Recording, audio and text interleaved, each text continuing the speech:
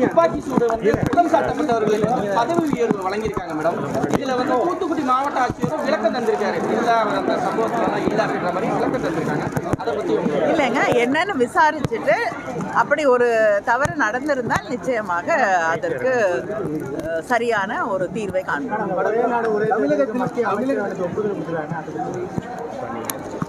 அமைச்சரவை தானே ஒப்புதல் கொடுத்துருக்கு, நாடு இன்னும் ஒப்புதல் கொடுக்கல.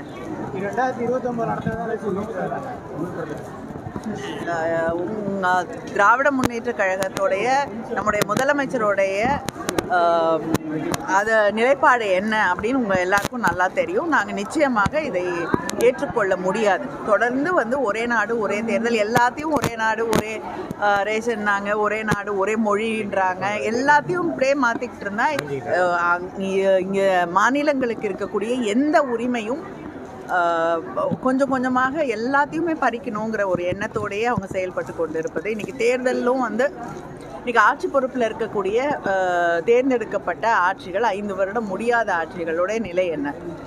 இந்த ஒரே தேர்தலால் மக்களுக்கு வரக்கூடிய பயன் என்ன?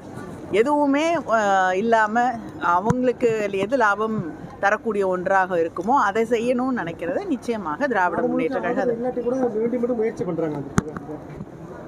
இல்லைங்க, அவங்க நிறைய விஷயங்களை அவங்களுடைய கருத்துக்களை இந்த நாட்டின் மீது திணிக்க வேண்டும் அப்படிங்கிற ஒரு எண்ணத்தோடு தான் இருக்கிறார்கள். ஆனால் தொடர்ந்து நம்முடைய முதலமைச்சர் அவர்களும் திராவிட முன்னேற்ற கழகமும் அதை எதிர்த்து கொண்டு தான் இருக்கிறது. ஆனால் நிச்சயமாக தொடர்ந்து இந்த நாட்டுடைய ஜனநாயகத்திற்கும் முக்கியமாக மாநில உரிமைகளுக்கும் எதிராக இருக்கக்கூடிய எதையும் ஏற்றுக்கொள்ள மாட்டோம். உதயநிதி மற்றும் இன்பநிதி குடும்ப ஆட்சி தான் செஞ்சுட்டு இருக்காங்க.